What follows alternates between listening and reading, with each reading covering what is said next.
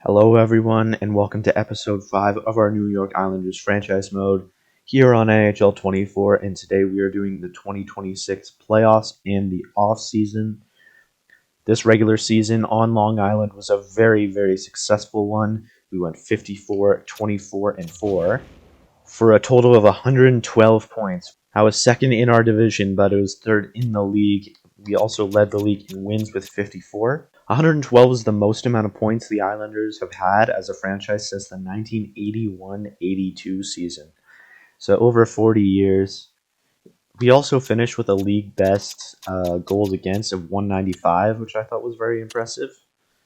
Excluding like the COVID shortened seasons, that's the second only to the 2022-23 Bruins since 2017. That's also one of the lowest marks I've ever seen in game. 54 wins is actually also tied for our franchise high. So just a great all-around season here. For individual stats, I won't go too in-depth, but our stars really picked it up this year. Barzal and Horvat. Dobson won't win the Norris, but he had a really good season. And our big pickup was Kevin Fiala from LA Kings, giving up a few prospects and Claude Giroux, who was a free agent add-on anyways. In the 39 games he had with us, he had 38 points, 15 goals, and 8 plus 8. So he's going to be a big part of our top 6 this season and moving forward. Celebrini and Wallstrom, some youngsters who did good. Our veteran presence in Peugeot. Down the list here, we've changed the team up a lot, but they have been doing very well, as you see. We also had Anton Salayev make his rookie debut this season, playing in all 82 games, up to an 81 overall. Only had 14 points, but we don't need points from him. And our goalie, Sorokin, had an excellent season, probably going to win the Vezina. Hildeby was also a very reliable backup with the 930, so we were looking very good all around heading into the playoffs. For our first round matchup, we are playing the New York Rangers, who finished third in the division. I think they also had over 100 points, so this is not going to be an easy matchup by any means. Not getting rewarded by our great regular season at all, but, we take them where we can get them. This is a really good team and a big rival of our franchise, as you know. An elite top line with Panarin and Zibanejad, Lafreniere, Kreider, Novak, and Kako. I do want to highlight that Novak was insane against us in the regular season for some reason. Gaudreau, Hedel, Fast, Cooley, Crookshank, and Yamamoto. A very rough top bottom 6, I think. Other than Hedel, we definitely outmatched them there. Their defense is not bad. Condre Miller, but Adam Fox had like 99 points, I think. Yeah, he's been insane in the sim, so he's going to be someone we really need to shut down. Outside of that, Miller, Fox, Lindgren, Truba, Darren A. Schneider. So I think we still have better defense overall. They have Igor Shesterkin in net, who is obviously a great goalie. Didn't have the best season, but we know he can turn it on. Stolarz as the backup as well. But the big X factor here is Vincent Trocheck. 88 overall, probably taking that spot from Lafreniere on the top line. But he is injured. He makes this team a much more dangerous team. He's been out for quite a while, actually. He's only played 64 games. I'll go check right now how long his injury is until. But yeah, this is going to be a very tough team to beat. So Trocheck actually has a separated shoulder and will not be returning until May 30th. So we do not have to worry about him in the first round. That's honestly huge. I think he's a big reason why the Rangers had such a good regular season, so I'm very happy to hear that. And before that we start, I just want to highlight this comment from Doji, who says, lock in Peugeot as he's the only one that's coming back, and draft that 1-year ETA goalie for trade value. So for expiring contracts, we have quite a few here, but Peugeot is definitely the big one. Last year, he had 75 points to lead our team. He's now up to an 87 overall. He didn't have a huge offensive season this year, but we know he's a really good middle six center. Can play top line in a pinch. He has good chemistry out throughout the lineup, so we definitely want to keep him. He's up for renewal. He only won 6.525, but he is 33. I probably wouldn't give him 4 years. He wants the same over this amount, so I'm thinking probably 3 is probably best. Maybe 2, but we're going to go 3. So 85% of that is 5.55, which would leave us around $5 million to deal with the rest of our contracts, which includes Pius and Ryan Suter. I think that's probably enough, and we know he's such a big part of our team, so I'm going to send that deal. Yeah, there's no super important contracts like P.S. Suter. He had a good season, but he's not coming back probably. Suter might retire, so you know. And the goalie we are talking about is here at ranked at 54, Harrison Bonninger. He is a medium elite goalie, but he's only 1 year away, which is really interesting because you don't really see that very often in real life or in game. But the thing is, we have Sorokin and Hildeby, so he's not going to make our lineup anytime soon. And when he does, he's not going to be the starter. And we are trying to keep realism in this draft. I mean, if he's available at like 60, maybe we take him. But a team in real life wouldn't just take a goalie for trade value. It doesn't really work that way, unfortunately. So I like this idea, and if I was just playing a franchise for fun, I would definitely do that. But I'm just trying to keep the realism. Gonna leave him to another team to hopefully develop into a Vesna winning goalie. Thank you for the comment, though, Doji. I appreciate it. And without further ado, I think we just gotta hop in. So I've set the lines. They're looking the same as how we ended the season. We ended the season on a crazy stretch, like 18-3 in our last 2 months, ended on a 10-game win streak. And these were the lines that were doing it for us: Celebrini, Horvat, and Barzell. They all had great seasons, career highs for them, or at least highs with the Islanders. So we're definitely going to keep that line together for the future. Fiala, Peugeot, and Wallstrom was very good to end the season. Wallstrom wasn't the best in the playoffs last year, which is why I was kind of not looking at putting him in the top six. But I think we got to keep him there. Our bottom six is definitely more stacked than the Rangers. We got DeBrusque, Ben, and Palmieri, which is a very good veteran line. Can score some goals. Palmieri's an 86 overall who scored, like almost 60 goals in the past 2 seasons. So we really like that third line. Fourth line, Holmstrom, Pius Suter, and Gustav Nyquist. It's not a bad line, but it might be defensively not great. We got 3.5, and 3.5 stars. So we'll definitely consider putting Cal Clutterbuck in, who's 3.5, but very physical. And we have a few guys in the minors we could always call up. On defense, I'm definitely not switching these up. We got Pellick Dobson, who finished, both of them finished with insane plus minus. Romanov Pollock, and Suter Salayev. That was our pairing to end the season. We actually acquired Suter around the trade deadline. The Bruins signed him but didn't play him in any games, so we had him. He had a +6, so it's not bad. But if we ever want to bring him back, we have Ian Mitchell here, who played 46 games, had 5 points and a -1. We also have Samuel Bolduc, who only played like 19 games, 1 goal, but they can both be reliable in a pinch. And obviously, we will be starting with Ilya Sorokin, who had a great playoff last year in a losing effort, but still is our best option, obviously. Last year, we lost in round 2 to the Red Wings. It was a disappointing season, but now we're one of the best teams in the league, ready to rip it up.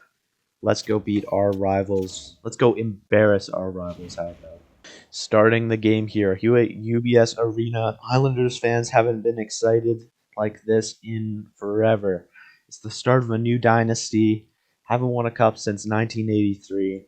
It's time, Long Island. Let's go. First period, and it ends 1-1. Gaudreau opens up the scoring, but Romanov ties it up. Shots are 14-11 in our favor. Second period, and it ends 2-2. Peugeot scores on the power play, but Cooley, gets it back. Shots are 23-20 in our favor.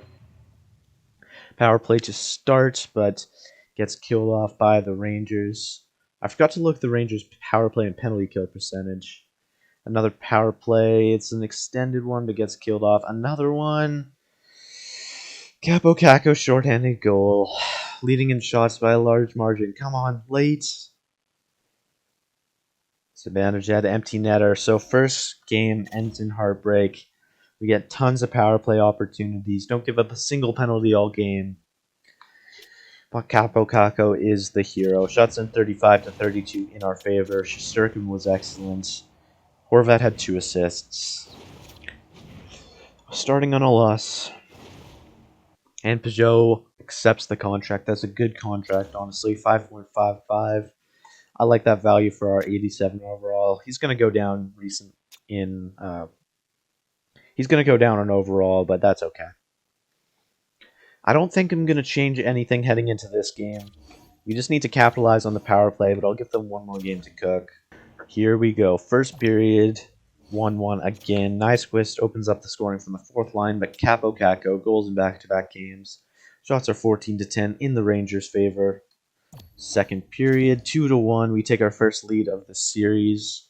I guess we take our first lead of the game with a Kyle Palmieri goal. Shots are 23-28 in the Rangers' favor, but we hold the 1-goal lead. Let's extend it. Let's get that insurance marker. And Peugeot does with 5 minutes in. We're still down on the shots, but we now hold that all-important 2-goal lead. Time winding down. Getting outshot by a lot. 40 shots, but we hold on. 3-1 win. And we are going to Madison Square Garden tied at 1. Sorokin was excellent in that game. Palmieri and Peugeot with the goals. And there's Peugeot with 2 goals in 2 games, already proving us that that contract extension was a good idea. Not going to make any changes going into Game 3. It'd be super important to take at least one of these games at one of the loudest arenas in the NHL. First period ends 0-0. Shots are 10-7 for the Rangers. Second period and 3-0 lead. Kevin Fiala, Barzal, Jamie Benn. On just 15 shots, we've snuck 3 past Sorokin. Or Shesterkin. Sorokin hasn't allowed any on 19.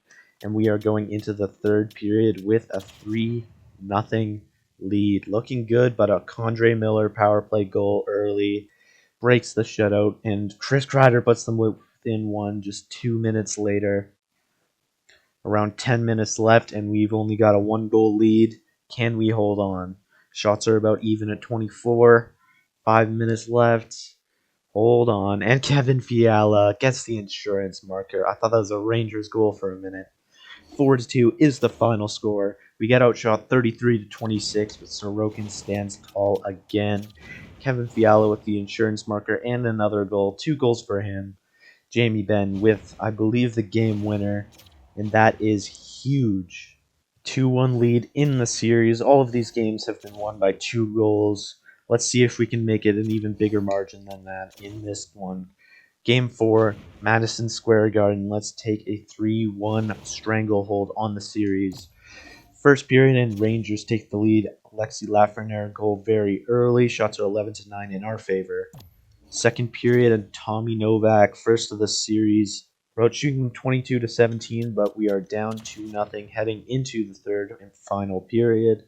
Still leading in the shots, but Zibanejad makes it 3-0. Horvat gets us back within 1 right after. Game's not over, but we need 2, and we've got 1. 10 minutes left. Power play after a Palmieri goal. Outshooting them. 34-24. Come on, late. Who's the hero? And Will Cooley gets that insurance marker. Fox has the empty netter, and we lose that one 5-2. Gotta outshoot the Rangers by 10, but it is not meant to be. Shesterkin has a great night. This has been a battle of the goaltenders. Lafreniere and Zibanejad a goal and an assist each, and we are heading back to UBS Arena for Game 5 with the series tied at 2. Game 5 here at UBS Arena. Let's go. First period and it ends 2-1 Rangers. Lafreniere and Fox open up the scoring. Barzal gets us back within 1. Shots are 12-10 for the Rangers. Second period, 4-1. Jesper Fast scores 2. Down by 3, heading into the third period. Need to make a move here. Shots are about even at 28. Celebrini first of the series with 12 minutes left. This is not over. 7.5 minutes left. Come on. Jamie Benn back within 1. 6 minutes to go. Almost 40 shots on Shesterkin. And a 4-3 loss. We almost complete the comeback. Outshoot the Rangers 38-35. But we lose Game 5 at home 4-3. Jesper Fast plays the hero in this one. Scores the game-winning goal. And the Rangers have a chance to win at Madison Square Garden. On the brink of elimination, this first line's not doing too bad in terms of points, but they're definitely not very good on the minuses. Second line, They're doing quite well. Wallstrom isn't great, so I might move him out of the top six.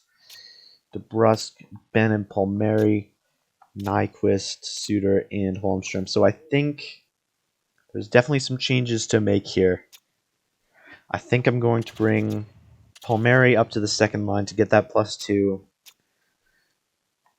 Could we bring maybe Celebrini plays first line? Horvat hasn't been very good. Maybe we switch him with Kevin Fiala and have Barzell playing center as the highest face-off on that line. A +4. I think these are the lines we're going to go with heading into this one.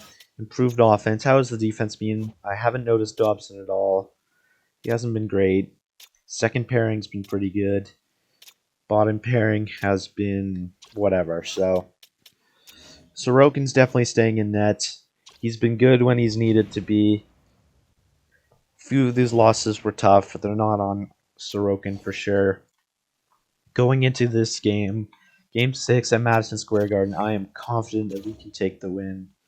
Coming off 2 straight losses, I am sure we can win this one. Let's go. Go in with confidence. First period ends 1-0. Jean-Gabriel Pageau, our veteran leader. We love this man. And he gets us up by 1 in the first period. Shots are 12-11. Second period and 2-1. Celebrini on the first line makes it 2-0. Gaudreau back within 1 right at the end of the period. Shots are 20-17 in the Rangers' favor. Late, I'd love to get an insurance marker on this power play, but it's killed off. Shots are about even, but Zibanejad ties it up with 12 minutes left. Next goal is going to be very important as Macklin Celebrini, second of the game, followed by a power play, and it's Jamie Benn on the power play. Jamie Benn adds another one immediately after that. 5 minutes left, we take a 3-goal lead, and this game is over. A huge third period, 3 goals, 2 from Jamie Benn, 2 from Celebrini in this one. The offense ignited, and we are going to Game 7 at UBS Arena. Celebrini, the 20-year-old, is leading our team in points in this postseason. Played the hero in that one, but can we keep it up? Going into the all-important Game 7, it's probably the most watched game in the hockey world right now. Two of the best teams in the league, 2 long-time rivals, facing off in Game 7 to move on. Let's go. First period, and it's 1-0 Rangers. Barclay Goodrow, he's had a really good postseason. He's clutch when he needs to be. 13-9 are the shots. Second period, and 2-0 Chris Kreider, another proven playoff performer. They're outshooting us by double, 32-16. We need a huge third period here, and we need to get those shot numbers up. 5 minutes in, we don't have a single shot. Power play, killed off. 10 minutes left. This is our time. Come on. Getting outshot by double still, but it doesn't matter. We know we have the better goalie. Come on, late. Power play. And shut out by Igor Shesterkin. We leave Sorokin out to dry, giving up 40 shots in an elimination game.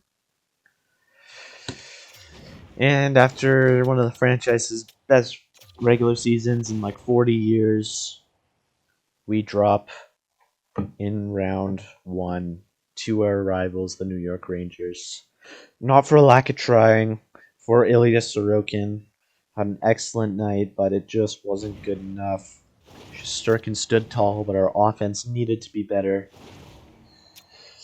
And we lose in the first round. As always next year. But man, that sucks. I thought this was the team. I really liked the chemistry this team had. Game 7 loss to the Rangers. Okay. Celebrini and Barzell led the team in points with 7. Plus minuses weren't great, but that's not really the focus. Fiala, Pageau were all really good in the top 6. Jamie Benn scored 4 clutch goals, one of them game winner. Palmieri, Horvat was disappointing again. I thought we had him going after his good regular season, 85 points plus 29. No. This team wasn't anything special in the playoffs. Dobson was disappointing. Our new captain, needed to see more from him. Bottom 6 didn't really produce any offense at all, so unfortunate. Sorokin was really good, 922, and he's probably going to win the Vezina. That's just an unfortunate year. Unfortunate playoffs to end off what I thought was going to be a really good year. Okay, let's simulate to the draft. So here we are at the draft. The Oilers ended up winning the Cup against Tampa in the finals. The Rangers made it to the third round, I want to say. Yeah, they did make it to the Western Conference final, or the Eastern Conference final, sorry. Lost in 7 games. All 3 of the Rangers series went to 7. So the Oilers beat the Minnesota Wild in the first round, Kings in 7, Utah in 6, and then a Game 7 thriller against Tampa for the Stanley Cup. Congratulations to the Oilers. Let's check out the awards now. Stanley Cup to the Oilers, obviously. 2 Canadian teams back-to-back. President's Trophy to the Hurricanes. Clarence Campbell. Art Ross to Leon Draisaitl. Great season for him. Hart Memorial as well. Adam Fox wins the Norris as expected. Lady Byng to Jesper Bratt, back-to-back years. Alfredson wins the Calder for the Canadians. He didn't have that good a season. It was a weak class for sure. Connor McDavid wins the Conn Smythe, as he should probably. And there's our Vezina winner, Ilya Sorokin. I think that's our first award as general manager, so that's huge. Breaking up Shesterkin's back-to-back years. Hildeby and Sorokin also share the Jennings. Masterson to Heiskanen. Jack Adams to Utah. Selke to Jean Gabriel Peugeot. Ooh, that was one I wasn't really expecting. Ooh, that's awesome. Yeah, Jean Gabriel Peugeot wins the Selke Trophy in 2026. In real life, people are trying to offload his contract. We made him into a star. Ted Lindsay to Draisaitl and Maurice Richard to Abdicator. Wow, that's super cool. 2 awards that I weren't really expecting. Anything in the AHL? Looks like Faxa. No, no one special. How did the AHL team end up doing? I don't. Oh, yeah, they didn't make the playoffs. Nothing special down there. Havlid was the guy I was really focusing on. He didn't really see any growth, I don't think. McMahon, I should have called up for the playoffs, honestly. 2-4. Huttunen. Barrett, did he grow? Still a 70. Alright, it's okay. It's the AHL. It doesn't really matter. I'll get a few veterans to stack the team for next year. But yeah, there we go. So that's how it's looking. Let's check the progress reports before we go into the playoffs. Celebrating look at those X factors. Up to 5 zone abilities, or the superstar abilities. Saw a ton of natural and statistical growth. He's up to an 88 overall. Wallstrom, he's down to the low top 9 potential. He got some statistical growth, I guess. He was at 84. I don't know how that works, but if he's a middle sixer, at least we know that. That's okay. Peugeot also saw some statistical growth. He must have gone down and back up, but 86 overall, still good. Low franchise for Anton Salayev. Ooh, that could be huge. A defensive defenseman, man. Oh, man. We might have to put him on the top pair next year. That's huge. Horvat up to a 90 somehow? No complaining, but he didn't have that good a season. Barzell up to a 91. That's great. Dobson also a 91. Ben went down, unfortunately. He had a good season, though. Palmieri's back down to an 83. That makes sense. Sorokin up to a 93 overall. Saw some statistical growth. DeBrusk up to an 85. Fiala, 88. Nyquist. Yeah, okay. So that Salaya thing is very interesting. Shoten saw a lot of growth. Kitanov, Karlotti, Zykov. Dawson Connor is going to be challenging for a spot next year, I think. 74 overall. Look at those puck skills, man. 91 passing. Offensive awareness is not bad. Needs a harder shot. 81 defense is pretty solid, actually. He's not a very good skater or very physical, but, you know, we take it. Galiev's up a few. Zonin went up 4. Korhonen. Benda, he's going to be challenging for a spot next year as well. Tulipov. All right, this is an interesting prospect pool we have. I like it, but that Salayev thing's huge, man. I'm super excited for that. Okay, let's just hop into the draft. Before we do, I'm gonna go look at some picks we need to target. But yeah, let's hop in. All right, here we are at the draft. The Capitals hold the first overall pick and are likely to get Gavin McKenna. I've made a list of all the picks we need to target. We do have our first round pick at 25. There's a lot of creative players in this roster, like real life prospects from the roster I used. So there's like an enormous amount of these forwards, like who are 1 year away in medium top six. I don't know.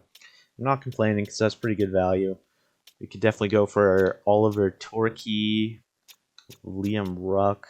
They all have like A plus, A minus shooting. I think this guy Rasmus Rina is real, so I might have to go for him because he is a gem as well. Or not real, sorry. I think the not real players actually sim better for some reason. This guy's not real either, so maybe him.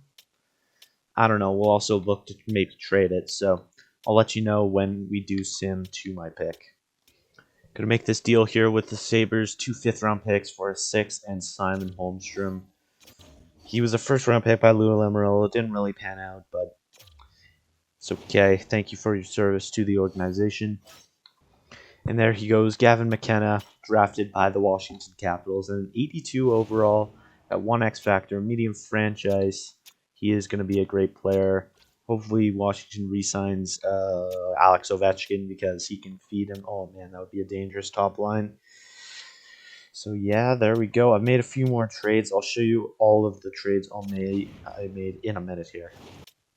Giving the Hurricanes Ian Mitchell and Nate Smith, 2 depth players we have that are just kind of taking up spots for a 5th and a 6th round pick. 2nd overall, Andronov to the Habs, this right wing Russian sniper. He looks good, actually. 5-star shot. He's going to develop really well. 3rd overall is Kubalik to the Predators, a right wing power forward. 80 overall, 5-star shot as well. We've got our 1st round pick here at 25th overall. I think I want to trade it. There's not really anyone there that I couldn't get at like 50. So I'm going to trade for 2 2nd round picks and a 7th. Take off 1. Add a 5th next year, and that goes through. Bjork goes to the Sharks. I think this is a real player. I'm quite sure. 81 overall playmaker. Not great stats. They're pretty well-rounded, I guess. Trade 53rd to the Kings for 69th and a 6th next year. For some reason, they really don't want to take this deal, so I guess I'll just take a 7th. I don't know. A 7th is better than nothing, and we know we're going to get our player. Unfortunate, because that deal would not happen in real life, but you know. Okay, now let's make our picks. First, at 47th, we're going to take this guy ranked 52. Mr. Caden Andrews here, left wing sniper. He had a good season in the queue, over a point per game. He's got an A+ shot and is only 1 year away. Good value for back here. We could also pick up this guy here in Funk.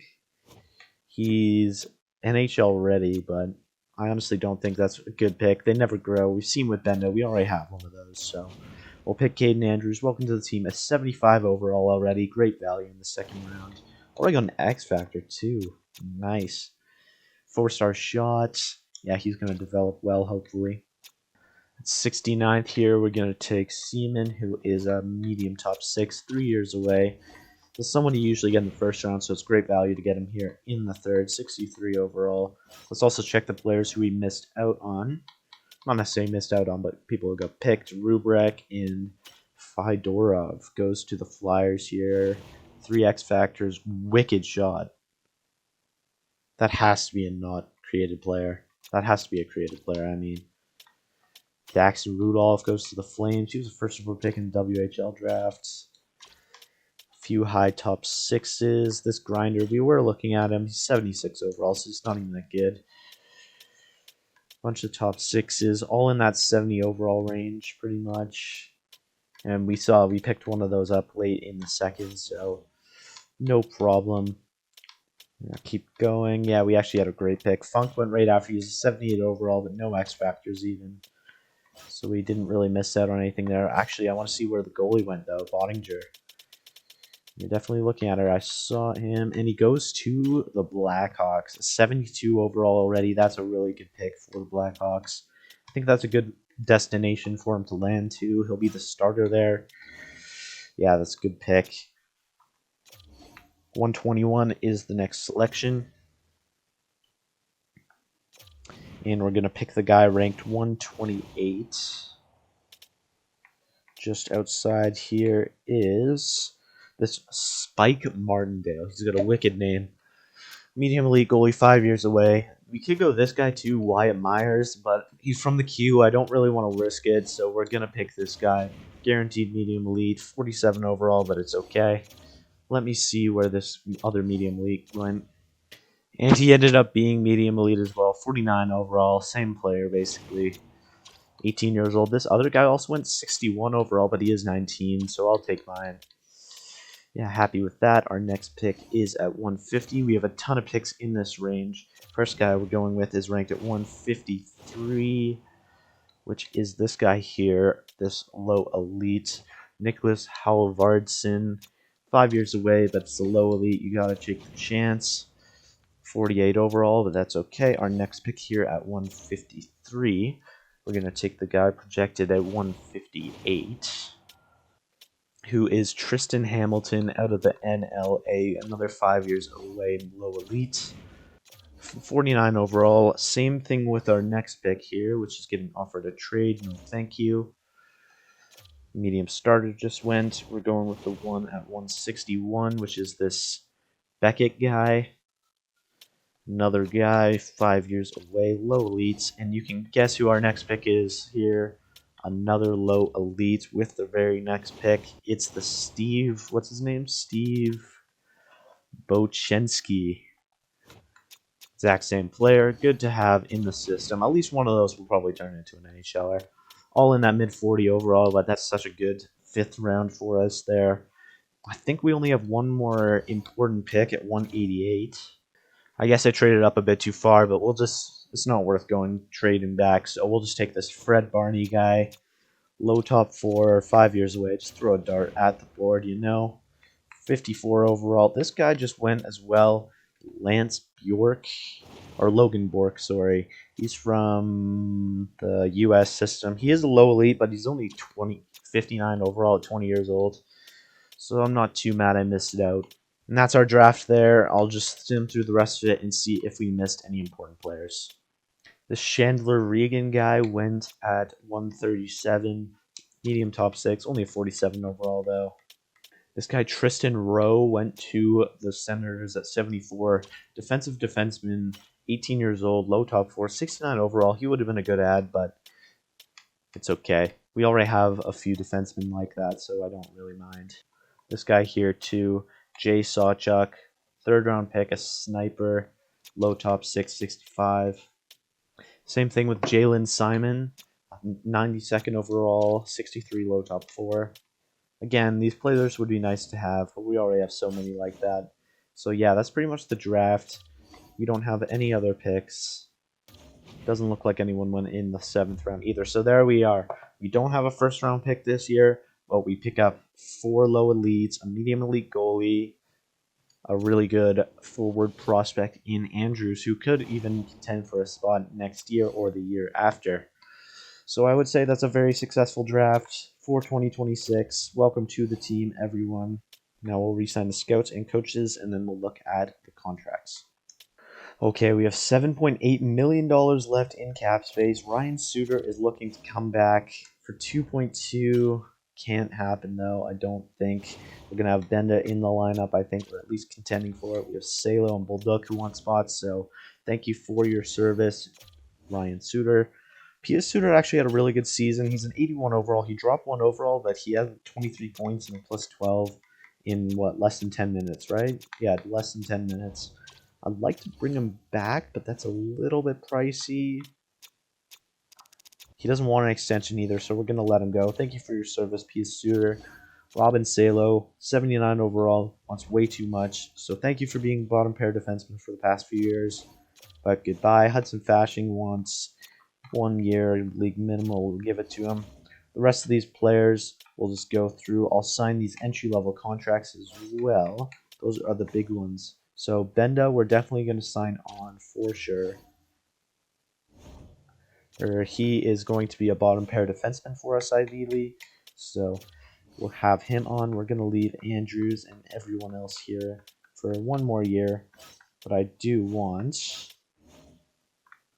Drew Connor is going to come on for sure. I'm super excited for his future. Matejko, he spent the last few years with Cape Breton. He will be a good part of the AHL team. And Tulipov hasn't grown a ton, but he's still 19, so I'm excited to see him with the AHL team. Fashing signs on Benda, Matejko, Connor, and Tulipov. Good to see. We only have 36 contracts and just under $8 million in cap space. We have a really big free agency coming in front of us that I'm super excited. Let's send towards it. Day 1 of free agency is here. Before we go check who dropped, I'm going to check what our kind of positions of needs are, because we definitely don't want to block growth for younger players. So for forwards, we've got 1, 2, 3, 4, 5, and we could use a top 6 winger, honestly, because I don't know if DePrusk is that guy.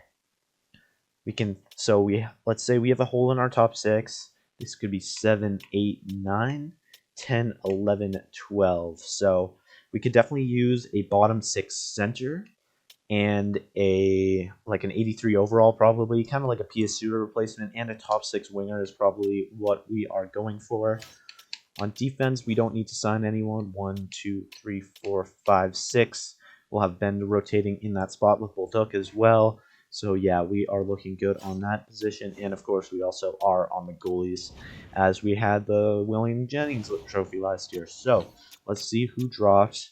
I'm looking for an 82 overall center and like an 88 overall winger. Ideally a right winger, maybe. Mitch Marner drops. Adam Fantilli. Tommy Novak. Ooh, this is an interesting free agent class. It's not very stacked. Other than Mitch Marner, there's not really anyone too good here. If we go by affordable, maybe Mason Marchment. 86 overall. He looks like he had a pretty decent season with Dallas. 55 points for the power forward. Good hands. 90 offensive awareness. I think he could 5-star. Okay, I've fallen in love with Mason Marchment right now. I love that stat line. 66 penalty minutes isn't ideal, but I really like that. I think that's probably going to be the guy we target. Bjorkstrand here is a 4-star shot. Good skater. 4-star defense, I guess. Arvidsson could be super cheap. 4.5-star shot on Arvidsson is very interesting. I'll be looking for a sniper. He only has 13 goals last year. Bjorkstrand had 20, which is pretty good. Marchman had like 15, but I think we can activate that. He's got a 4-star shot.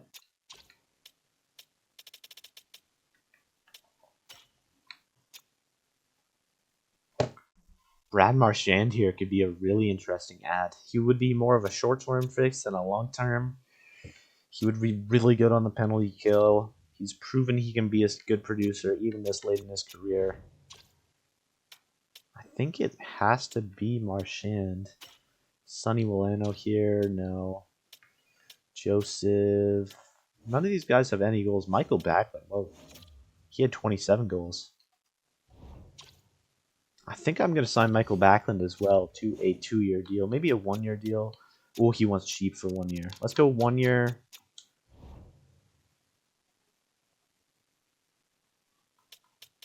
I really like Michael Backlund here too, but he's just a bit too old for me, I think. So I don't think he's going to fill the bottom 6 center spot. I'm going to really prioritize Brad Marchand here. I like him better than Marchment. He's cheaper. He's proven he can produce. He had more points last year. He's good defensively. I think a 1-year deal makes the most sense. Let's go 1 year, like 4.7. I know it's an overpay, but we do like Brad Marchand a lot. For the center position, we're definitely going with someone like in the 82 overall range. It shouldn't be too expensive. A guy like Sean Monahan here. He was injured. Not a bad point pace. Was pretty good with San Jose. 84 overall. He hasn't really produced in recent years, but could he produce on the third line? I think he can. Let's give him a 2-year deal at 3.25 and see what both of them say to those deals. And Sean Monahan signs on for his deal. So does Brad Marchand. We get our 2 forwards we were targeting. That is awesome. We are left with how much left in cap space? Just under 2 million. So now we can look at extensions for next season. We have Macklin Celebrini up. This is going to be an interesting deal. I'm definitely thinking 8 years for him.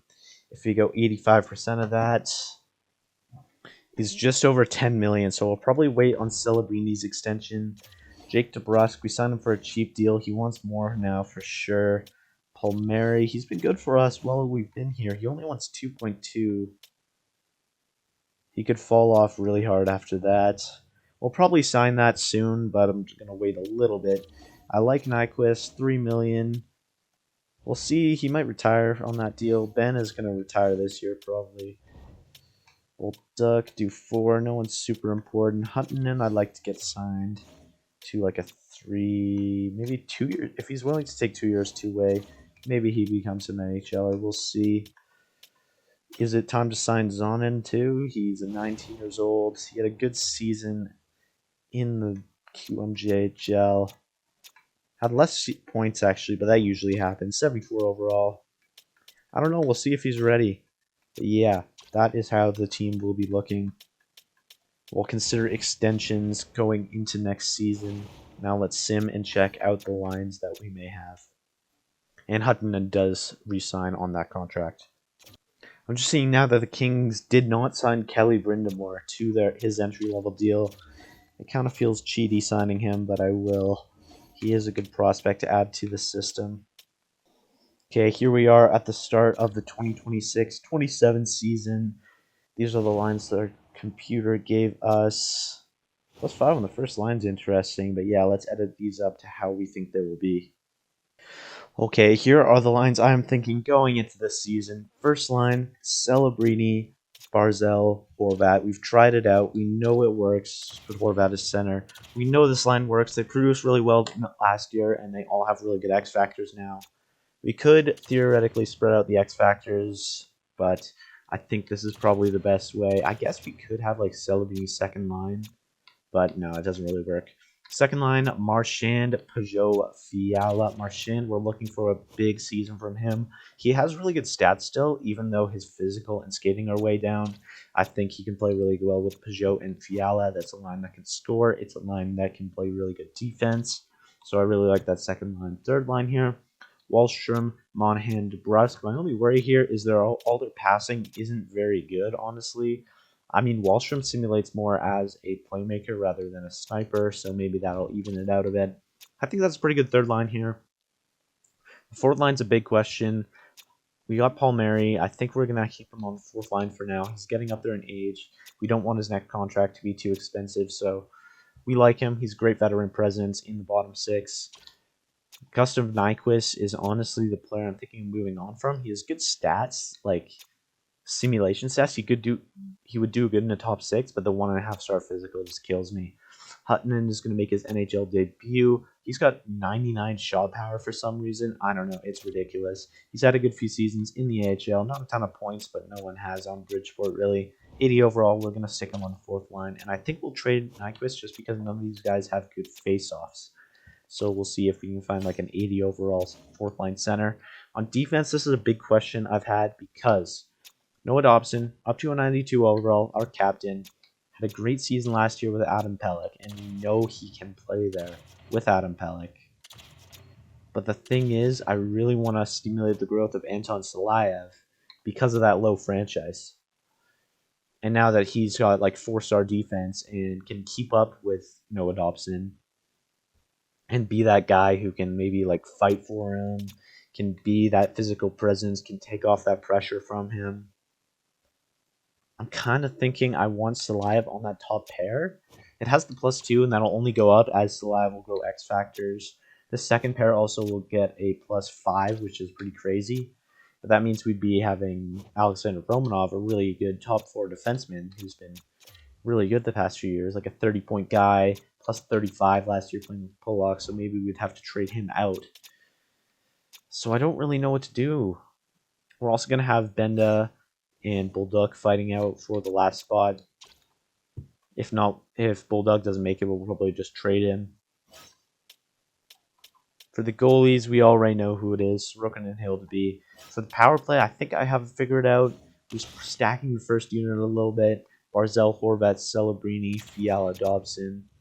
I definitely want to put Horvat there. Fiala at the point. I was kind of considering moving like maybe Celebrini to the second unit to stack it a little bit less, but I still think I know what I'm doing here.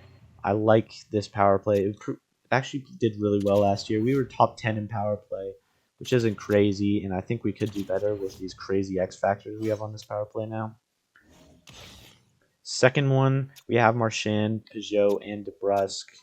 Wallstrom at the point with Ryan Pulock as our defenseman. This one probably won't put up a ton of points, which is why I was considering moving someone back, maybe a Kevin Fiala, but we're going to try it out for the preseason. For the penalty kill, we're going to go Monahan, Peugeot, Horvat, Marchand, and Celebrini, Barzal. I'm thinking of taking one of Celebrini, Barzal off, but it's just extra ice time for him. Barzal's got 4.5 defense. So does Celebrini, so they'll guaranteed sim well. So I'm happy with that. I'm going to say Gustav Nyquist and this prospect Shoten. We picked him up in the 7th round. He's only 59 overall, 19. If he grows, that's crazy, so I doubt it's going to happen. I'm going to trade for Ryan Johansson here. He's cheap, 85 faceoffs. 2 years left on $1 million deal. Super easy offer. Just kind of making a deal happen there. Gives the fourth line a +1 there and gives us 4 good centers down the middle with good faceoffs. I've also added Benda to the lineup here. On the bottom pair with Romanov, he actually doesn't do very good. They both don't really have good chemistry. Benda almost needs to play a second pair to get good chemistry, but we're going to try this for the preseason. You can always trade Benda too. He has pretty good trade value. And I don't think he's going to simulate, but we'll see. And before we end, just checking the expiring contracts, it looked like Celebrini's offer is going way up. He wants like 13 million unless you give him exactly 5 years and like 17 million long term. So we'll have to check out that deal. But honestly, not looking good. So we'll just wait until the end of the season. So yeah, that's how that playoffs and off-season went. Obviously, a very disappointing result, but I think we had a really good draft. We picked up a good player in Brad Marchand in free agency. We have some really good growth from some of our top players. Going into this season, I think we can have the exact same regular season, maybe even better, and I think we're better primed for the playoffs as well. But yeah, let me know if you have any suggestions, any comments. Leave a like on the video if you enjoyed. Subscribe if you want to see more. I'm going to be uploading quite a bit in the next few days. I'm actually going on vacation for about 2 weeks, so I'm going to grind out a few videos and kind of schedule them throughout my vacation. So yeah, subscribe if you want to keep updated. Thank you for watching, everyone, and I will see you in the 2026-27 regular season.